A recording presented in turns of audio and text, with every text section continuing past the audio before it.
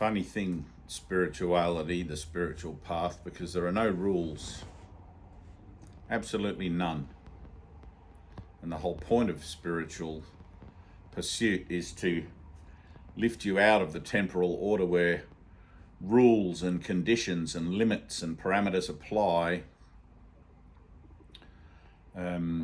so that you can begin to remember the true nature of your mind, which is limitless.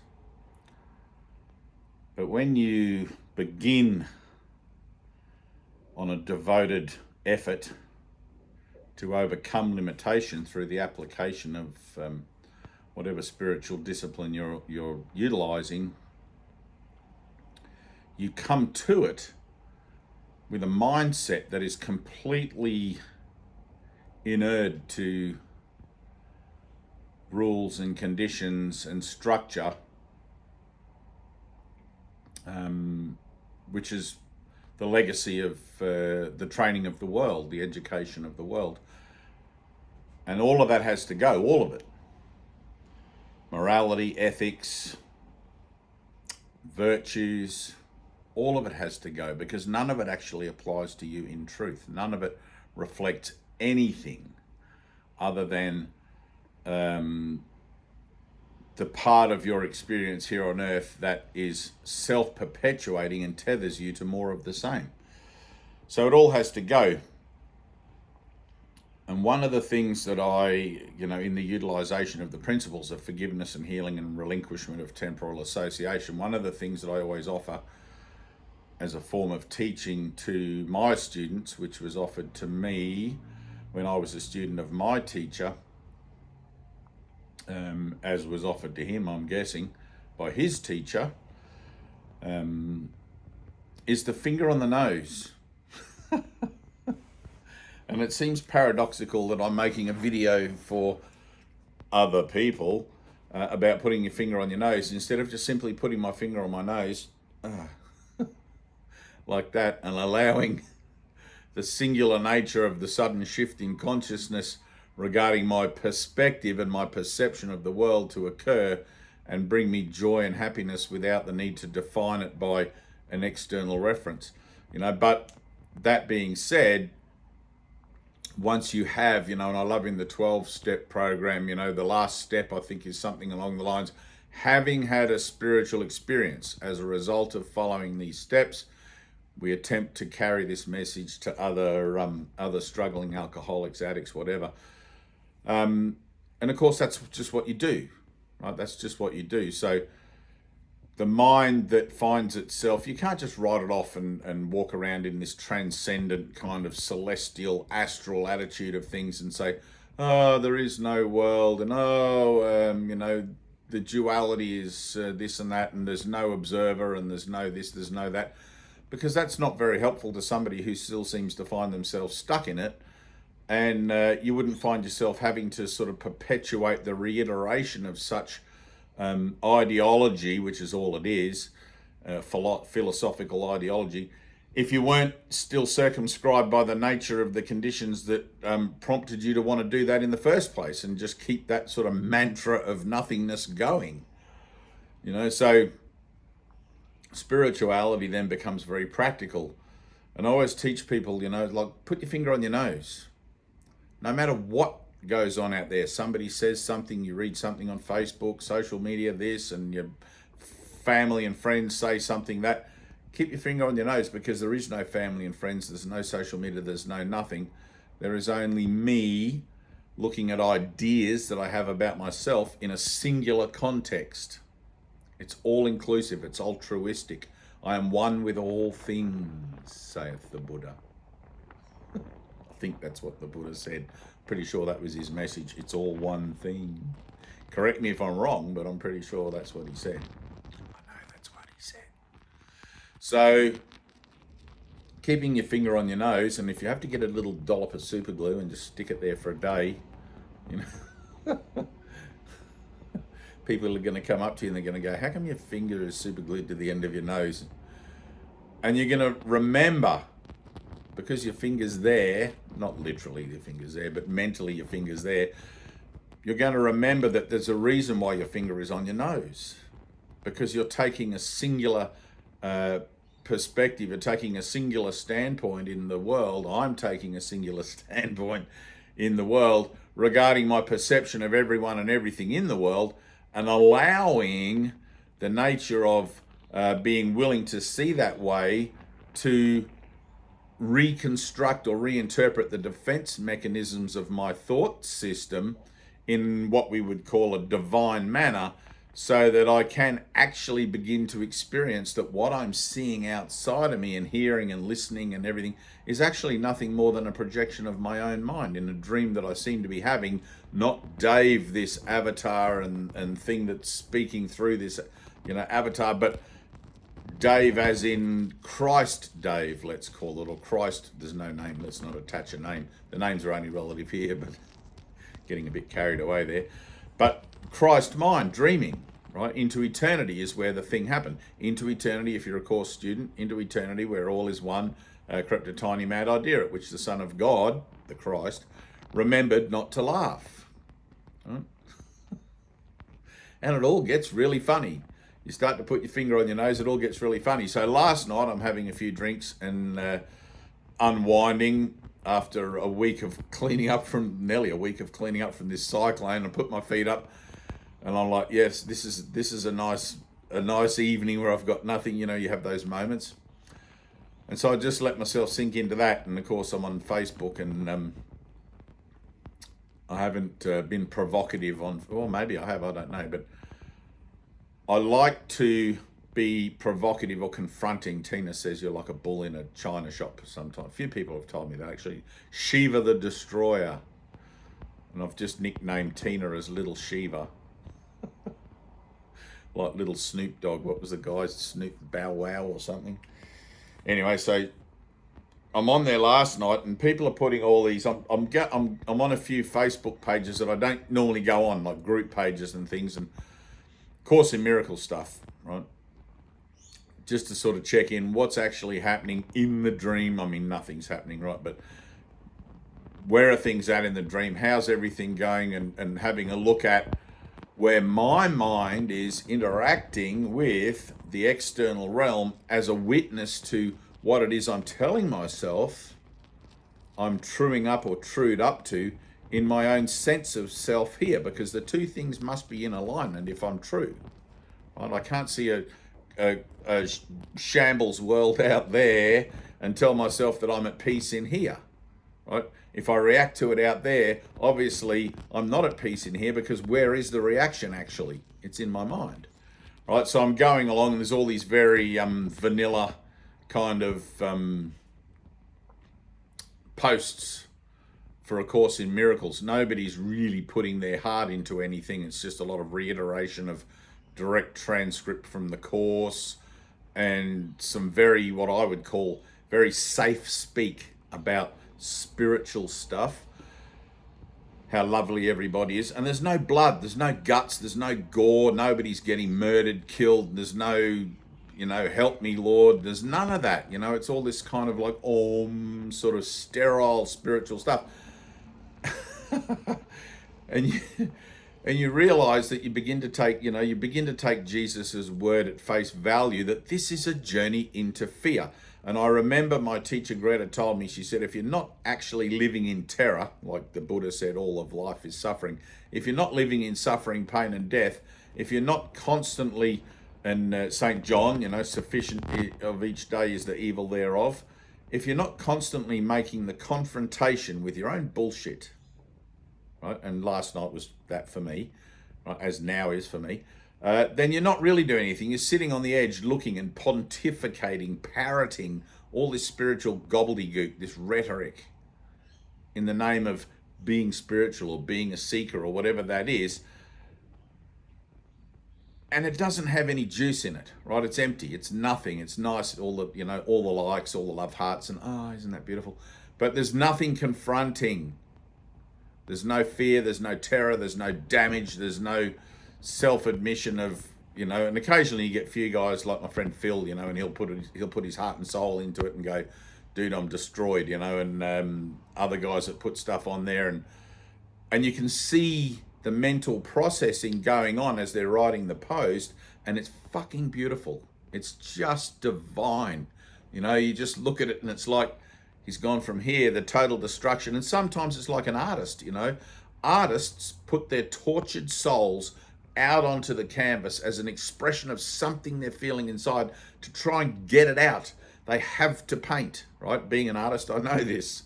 Haven't painted anything for many years now, but being an artist, I know this. You cannot not paint. You've got to express. You've got to give this away and put it out there somehow.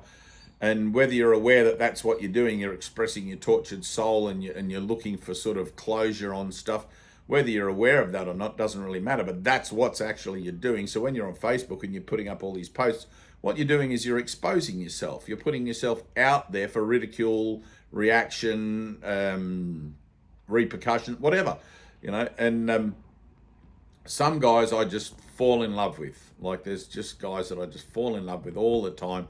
There's always this self-admission of the human nature of the experience that they're undergoing or find themselves in, because they're actually doing the work, actually looking at their fear, actually confronting their fear, and using social media, using whatever it is, the forum that they've got in front of them, as a means to begin to sort of put out into the world some kind of vibration that, you know, whether or not you know it, it's going to come back, and you're going to get to actually see where it is you're at with stuff, right? And be able to make a change, right?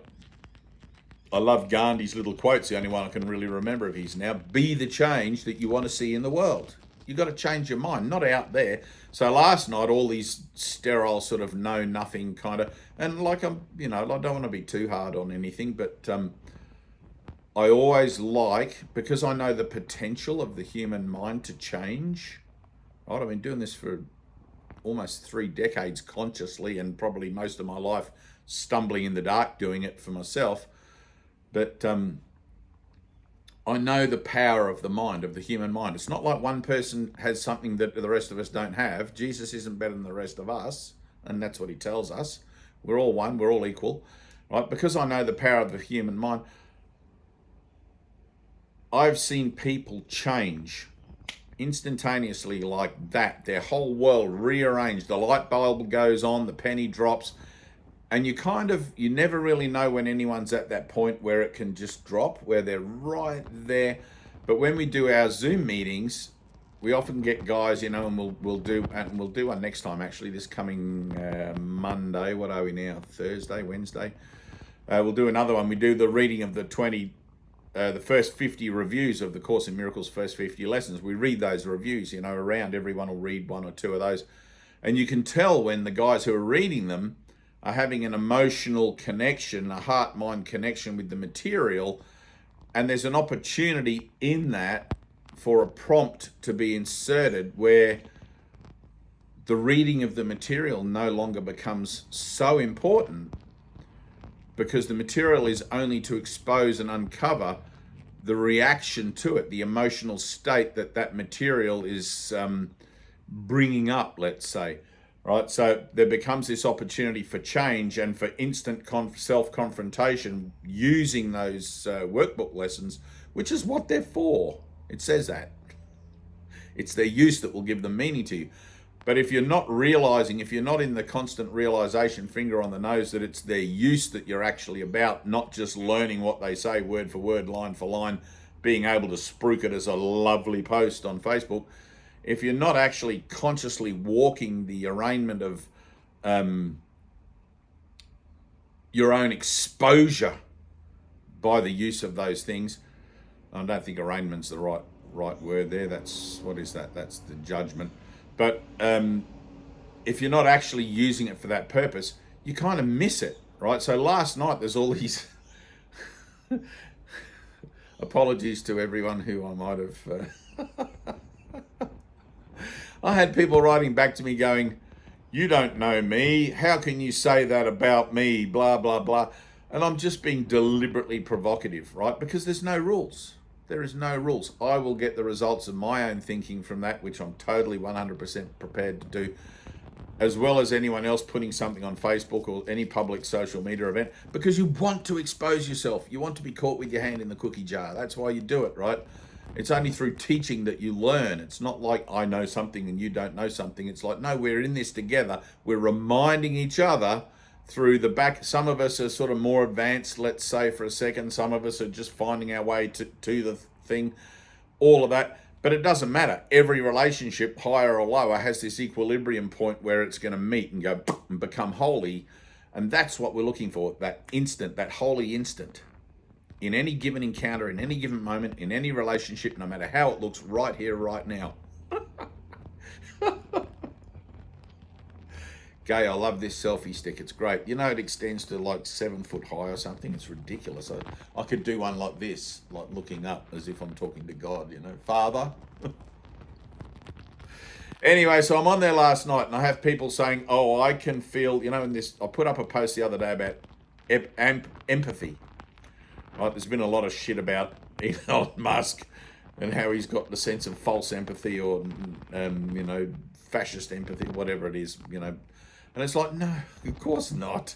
It's like you're seeing your own, in everything out there. There is no Elon Musk. Put your finger on your nose, right? So I did this thing on empathy. So last night I had somebody write to me, and I think she's blocked me now, but anyway. I had a few people block me last night. Sometimes I'm just too much, it seems. But, and she says, I feel the underlying anger in your comment, right? And there was absolutely none. And I always double check. I always do this, put my finger on my nose, see if I can feel it. Is there any anger in there? Is there any lack of mercy in there? It's like, no, because everything is purposeful. There's no rules. Everything is purposeful. So every comment I made was purposeful to poke at the bear that the post is concealing, right? That the post is hiding. The post is lovely. What it says on the surface is, you know, we're all one, dear one. You know, we're all love. We're all this, we're all that, which is great. But who is the thing saying that? Why is there this need to say that? It's like if you walked around in eternity, let's say if you had legs and body, and said, oh, I love you, people would look at you like you're weird, right? Because love is the natural state. It's the state of the nation, you know. Nobody says that. No one even thinks it. I mean, life is thought, right? But it's not thought. It's just a given. It's not even a given. It's just, that's how it is, right? God is. So, in the interest of taking everything home, right, I'm bringing it back to God is here. I'm bringing it back to the singularity all the time, where everything is just that state of unconditional love. It's like, well, why is that post existing? What is it that I'm still seeing out there in the world that I've got to talk about as if I don't know that I'm love? Right? And if you read all of my posts, they're all the same. Like it's no different. I put up posts, like last night I was doing it in reverse, but I put up posts, my posts go up as a declaration of the certainty of myself that life is singular, right? That I am one with all things. You have to express that through the duality of things, otherwise there's really nothing to say. What are you going to just sit here like a bump on a log, you know, and just be happy, which is fine.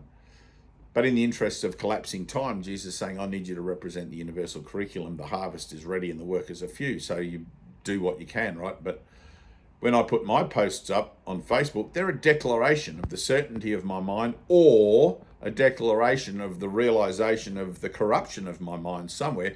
And you put it out there as honestly as you can. You put it out there as black and white as you can. I never try to couch any of my stuff in polite terms or anything like that. I just give it as it comes. And that honest expression goes out as a vibration and it attracts to me the responses that I need to be able to locate the defense against what I'm hearing coming back at me out there within myself, within my framework of mind, right? It makes me feel a certain way. If it doesn't make me feel a certain way, no biggie, right? But I don't want to miss the opportunity to use my emotionality, to use my pain, which is what emotion is. All life is suffering, says the Buddha, right? It's all, even your happy thoughts here in the world are still what suffering is. They're the high end of suffering, perhaps, but they're still suffering because they're devoid of the relationship that you have experientially and the activation of the memory through the awakening of your mind to your singular relationship with God. They're devoid of all that, and they operate solely within the temporal framework. You can't be happy with that, because there's this inner calling inside all the time that's calling you again and again and again. Wake up, wake up, wake up. So last night, I'm doing the reverse. I'm going on other people's posts, and I'm poking the bear. And I'm getting all these things coming back saying, how can you say that? And blah, blah, blah, blah. I feel your anger, and the finger's always pointing back at me, right? Which is fine. I'm happy with that. I'm accepting atonement for myself in the whole situation, looking to see if I have any kind of a feeling a certain way about anything that comes back. And last night there was one little ripple disturbance in the force, let's say. I feel a disturbance in the force. That's a terrible Darth Vader impression, but that's what it was supposed to be. Should have preceded it with I hope you like that if you're a Star Wars fan. Last night there was one little ripple coming back. I did heal it. I did put my finger on my nose for it and release it. Which is why I can't find it now. But anyway, it was from some woman who tried to cover her tracks with how she was feeling. And, you're always welcome in my page if you remember to be mindful of your comments. There are no rules. I'm totally mindful of my comments all the time. Everyone is purposeful. There is only the activity of God, whether that seems to be being presented through me, being a juvenile delinquent, perhaps, as maybe assumed, or whether I'm being very mature and responsible to a proper authoritarian kind of dissemination of my relationship with the universal curriculum. It doesn't matter, right? Truth is true and nothing else matters, right? That's something that's got to reside in the heart. It just doesn't matter. We're only here remembering to laugh at ourselves. And last night I was laughing if you were sitting in my living room with me last night having a couple of quiet ones, you would have been rolling if you were a good course. You would have been laughing your head off. But this morning I'm thinking I've got to make a video, because it brought me back to this recognition, which is periodical, when I meet new course students particularly, of just how difficult those initial entering in moments are with becoming familiar, contemporary with others, let's say, who are,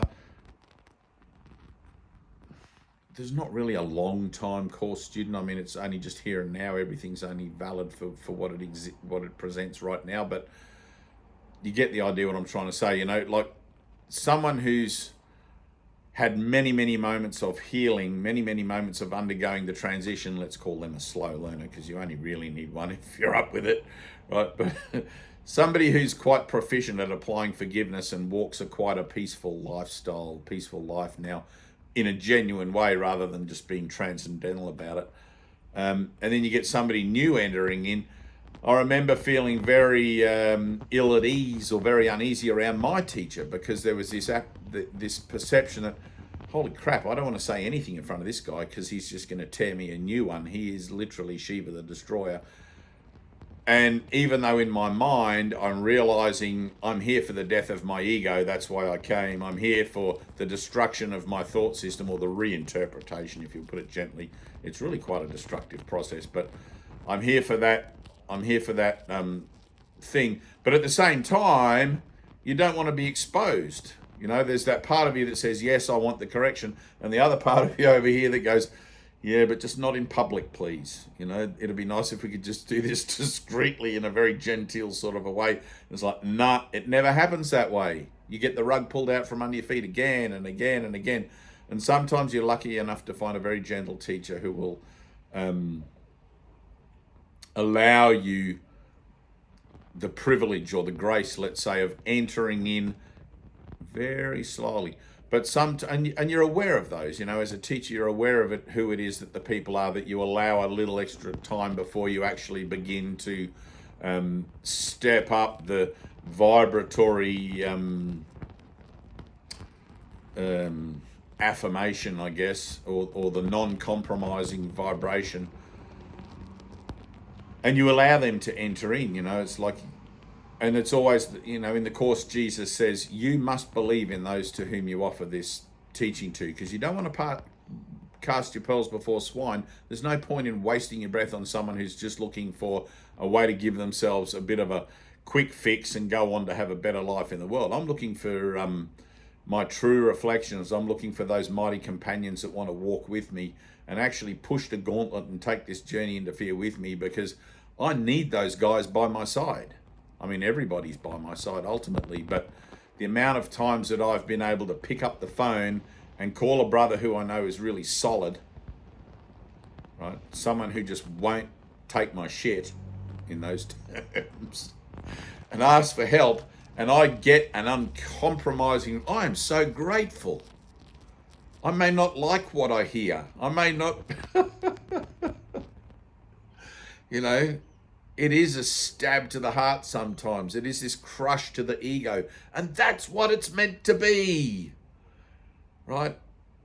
Unless you die to the old self, you cannot be born again. It's a death. It's a death, and it fucking feels like it. And it's brilliant. It's brilliant. But last night I had all these people, that are, and I must admit I did go seeking for them. But with the mindfulness and with the purposefulness of being able to present through my rather, what would you call it? I don't even know. My confronting and, you have to allow people to think that their healing was their idea. You have to allow people to sort of come all the way around and see it from your perspective as if it was, and then they go, and they feel like they can join you in a moment. But of course, at first it's going to be confronting. At first it's going to be the defense. The whole reason you're doing the Course in Miracles and 365 lessons that I'm doing that is because my mind is naturally defensive. That's what it's been taught in the world. That's got to be undone. If nobody steps in front of you and goes, hey, put your finger on your nose, the hope of having that undone, like the I wouldn't call it bypassing, but the opportunities for happiness can be missed and missed and missed, because the temptation is to think that our lessons are going to show up in a certain way. But there are no rules. There's no format, there's no blueprint, there's no nothing. There's just Dave making a video right now, laughing I'm laughing so hard even making this video.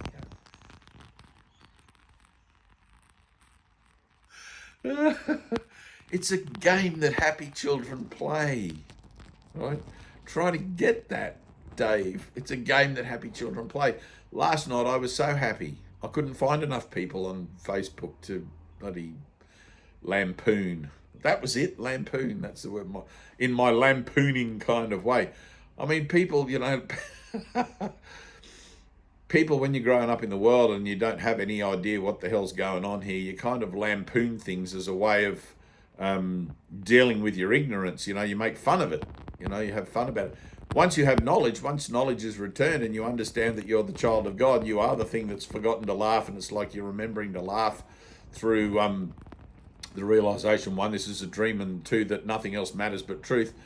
No matter what seems to be showing up for you as this kind of serious spiritual dissertation of principles, concepts, blah, blah, or even all of that, which is in your greater good and in your higher good, it all becomes quite funny because nothing ever happened anyway.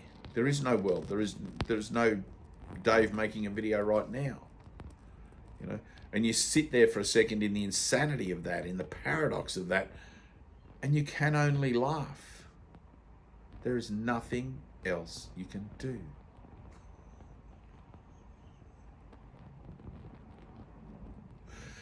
It's like, I remember my teacher Ted used to say, if you put two enlightened guys in a room together, they got nothing to say to each other. Nothing. And that's the truth.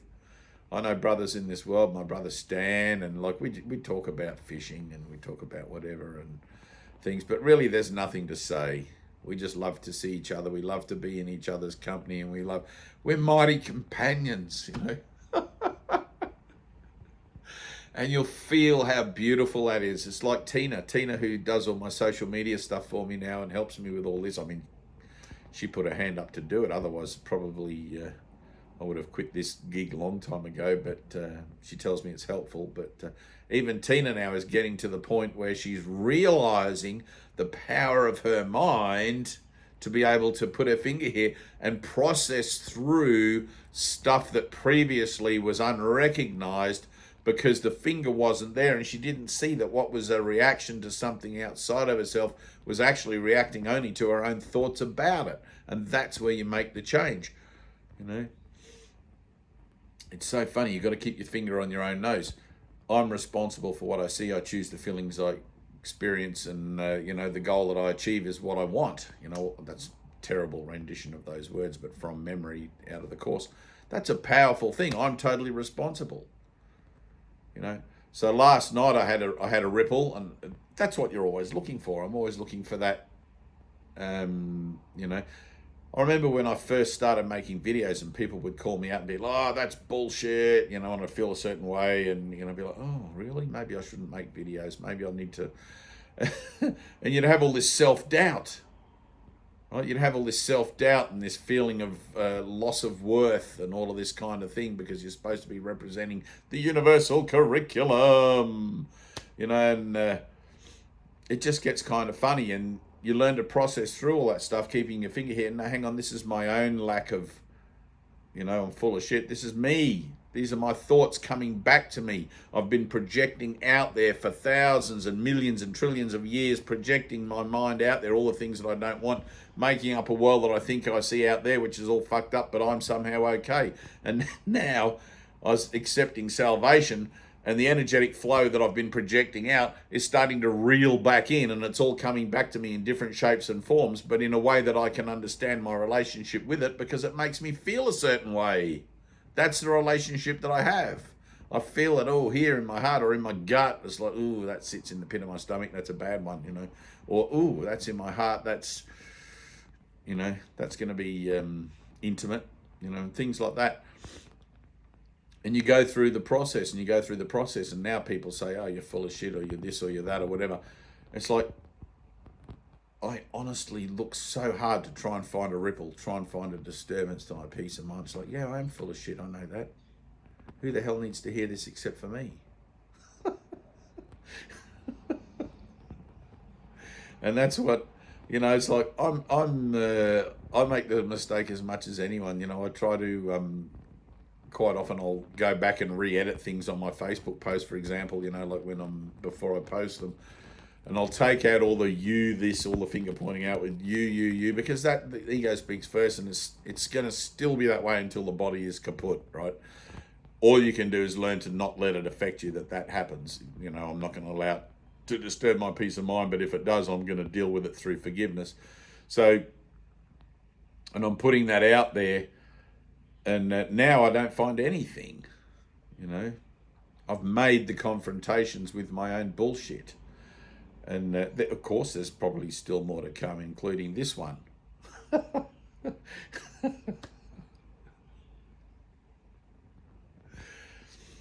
know, who is it that needs to make a video? We can get all non-dual about it, and you know, get all spiritual with it, man. And try to nitty gritty it right down to that nth degree where there's nothing to say. There's already nothing to say. I'm just here declaring that there's nothing to say. There's nothing to say. You know, it's like when the Lord Almighty himself says to you, nothing exists, when you hear that audibly throughout the universe in a voice that booms from like a Cecil B. DeMille movie, God speaking to Moses, you know, Moses, come up the mountain, you know, and when you hear it like that, it's like there's nothing exists.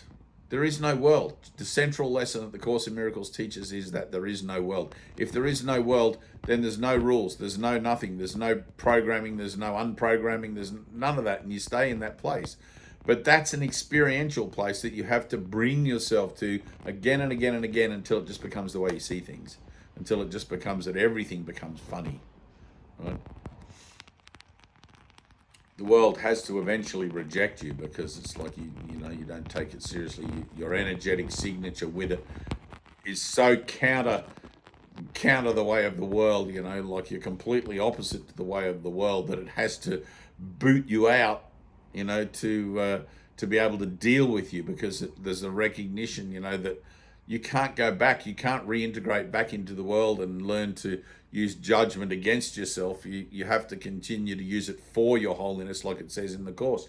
The Holy Spirit teaches you how to use judgment, and the Holy Spirit uses judgment for your holiness. You know, you've been using it against your holiness. You can't just drop it, because you know, judgment's an attribute that you gave yourself. So the Holy Spirit uses it to show you what you've been using it for, so that you can learn to use it better for your own holiness, for your own higher purpose, and to make better decisions. Choose again, Holy Son of God, choose again.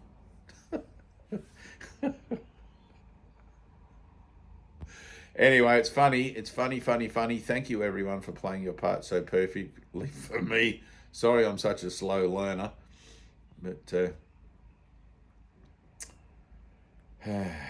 it's really good fun, you know. And those brothers who reacted in a you know, there was a few guys last night that really picked up what I was putting down. And there was that joining, there was that moment. Oh yeah, it's just a dream. Let's not take each other seriously. Let's play along here with this whole new storyline Jesus has given us, so we can remember to laugh at any kind of temptation to think otherwise, and sort of, you know, separate ourselves from each other. It's like, it's so beautiful. It's just so beautiful. Mighty companions. Mighty companions. So... if you do a little bit of housekeeping, if you do want to come to our Zoom meetings, Tina will drop and they are fucking unlike any other Course in Miracles groups you're going to encounter, you know, but Tina will drop the link down below, up above. Please like and subscribe on the YouTube channel.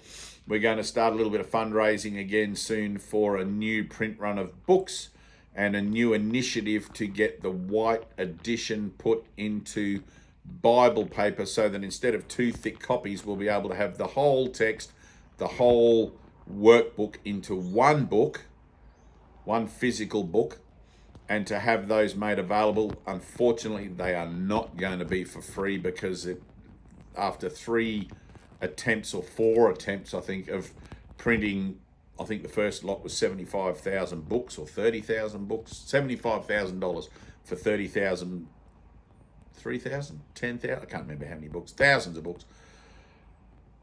It becomes ridiculous. I mean, I know Jesus pays the bills, but it becomes ridiculous for us here in Australia to be sending boxes and boxes and boxes of books from India or whatever. So what we're going to do is make those books available. Annie and I were talking about it the other day, and I haven't followed up with her on it yet, but I want to make the white edition available as a printed book that can be accessed from at least 2 or 3 outlets in the Northern Hemisphere as a paid for volume. And the reason as a paid for volume is because a lot of guys in the course community, with the last run particularly of course books, have received free of charge, these are course teachers, have received free of charge cartons of Course in Miracles sparkly books, and then sold them, right? They got them for free, and the whole intention was that they'd pass them on for free and distribute them for free as an act of the giving of your own love, giving away, and here's my yes, I will help you get this universal curriculum out into the world. And they've been selling them or couching those books as, here's a free book if you pay for my seminar, right? I don't need to tell you what I think about that. You can probably already pick up on it. And like, there is forgiveness in place even for this too. You know, I'm always constantly calling those brothers to choose again, you know, like, let this be given. But I think the other day I was just looking at it, and like, if somebody genuinely doesn't have money, like if you're from some very poor country in Africa or South America or whatever, and you're working for $1 a week or something crazy like that, man, I will send you a book. I don't care how it gets there. I will do what I can to get it there, and you won't have to pay for it. But the majority of the books that we send out end up going to like America and Europe and whatever. People got money there. You spend more than the cost of a book on coffee each week, for God's sake. So it's like, All right, the game plan's going to change a bit and changes what we're about anyway, so let's do that. So, but we are going to take, I know there are you guys out there who are totally in this and who have money to burn, right? I know that. I know you sit there and you watch me and, I do my videos and whatever. You got money to burn, you want to put it into something. And I'm telling you, I'm not going to be able to give you a receipt so you can make some kind of tax deductible claim against the money that you might donate. But remember what Jesus said, your reward is in heaven, right? Tina will put the PayPal link or the whatever. I don't even know what we've got going. GoFundMe or I don't know what it is. But Tina will put a link down there. And it's like, your reward is in heaven, right? It's not here on the earth. And it's like what you put out does come back tenfold, 100-fold. But not in terms of a physical, financial, well, that could happen.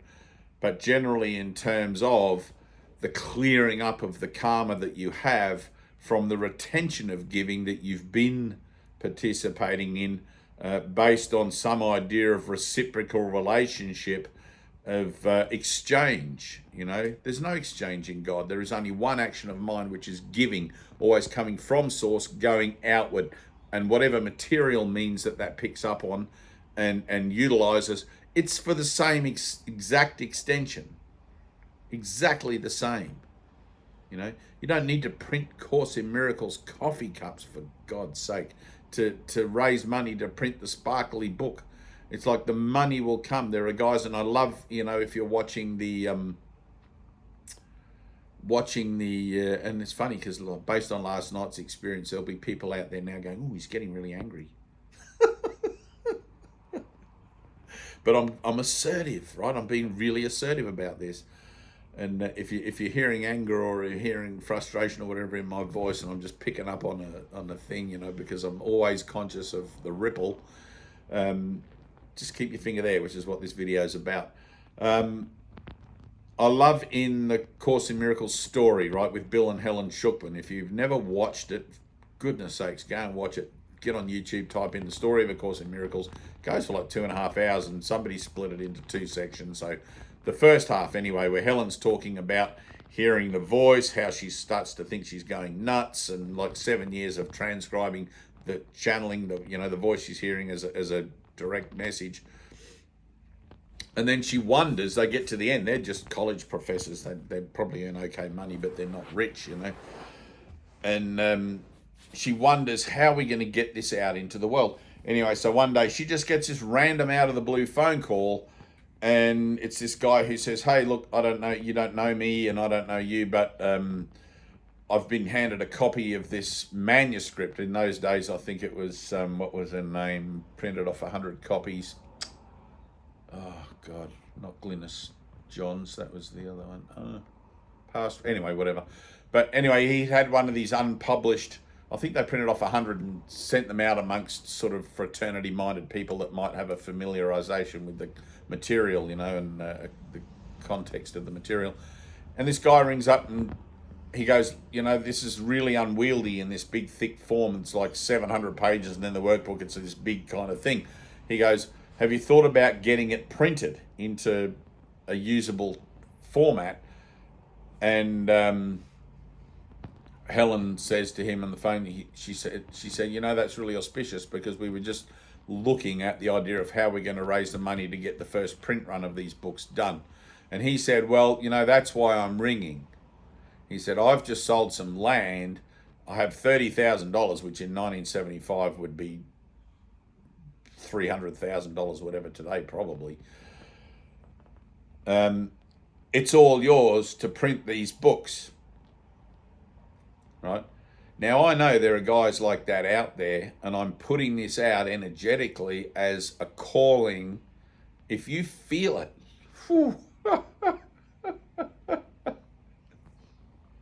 like I feel it now, to be able to get this out there somehow, get in touch, let's do this. I know my teacher used to do the same thing, and he did.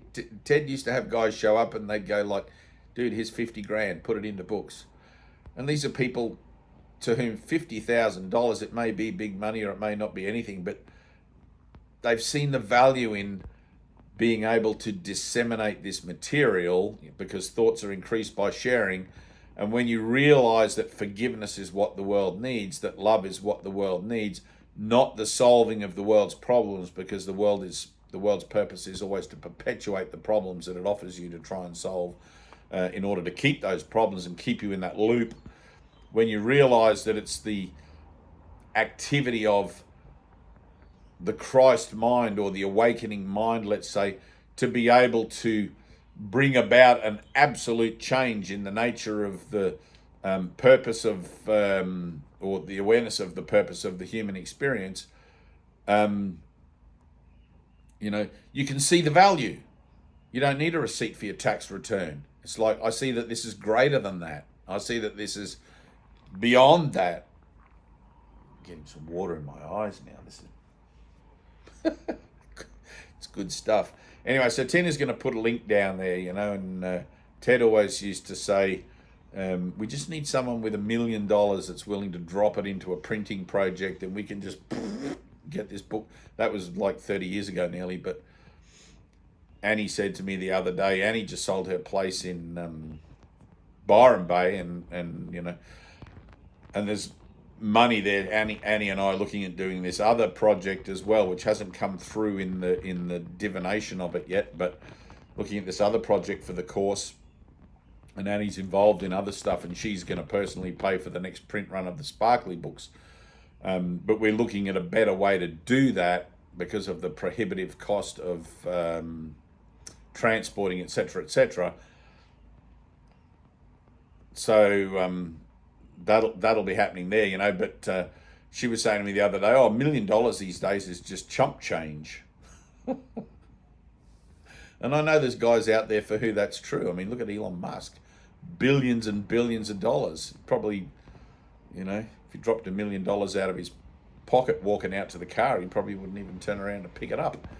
So there is no lack in God. I'm saying yes to whatever the universe wants to provide so that we can continue to give this away and make this available. And by the way, if we do put a price on it, and probably we will, it'll be absolute cost price. The cost of printing, the cost of postage, that's it. There will be no profit. It's a not-for-profit kind of thing.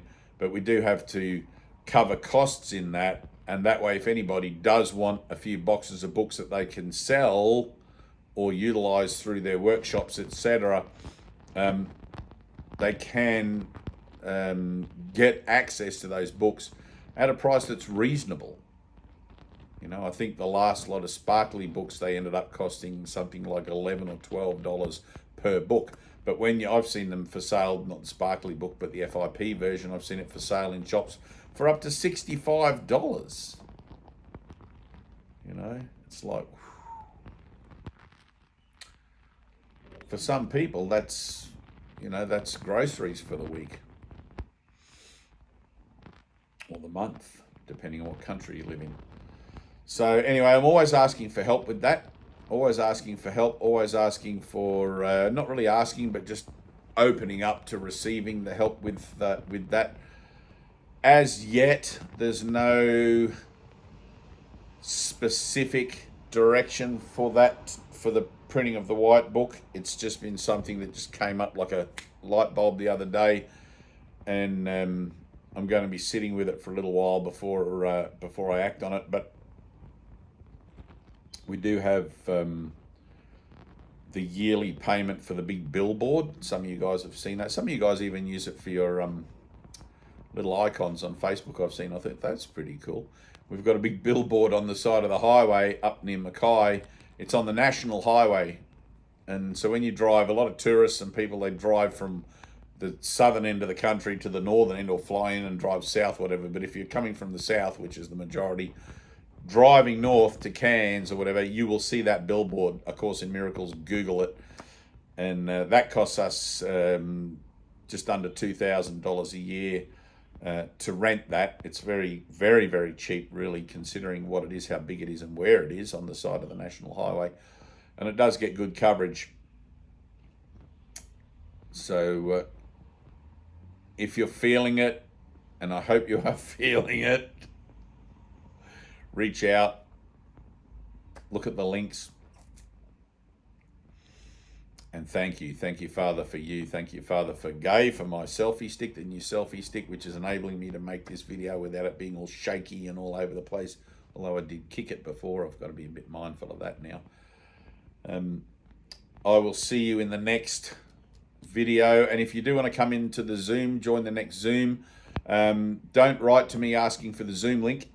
Contact Tyna, Tyna, Tyler, Tyler, in the links below here. Like and subscribe, all of that stuff, and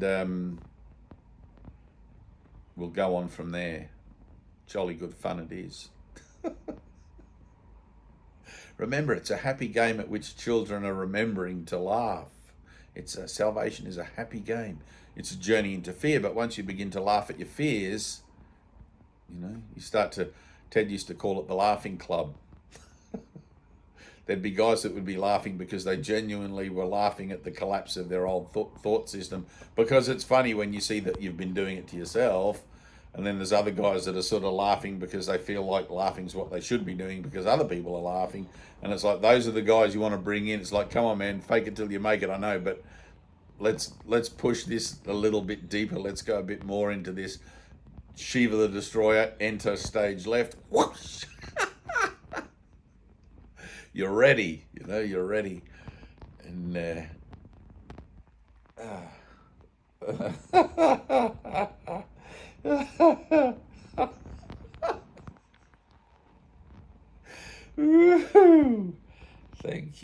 thank you. Just a little light communication happening there.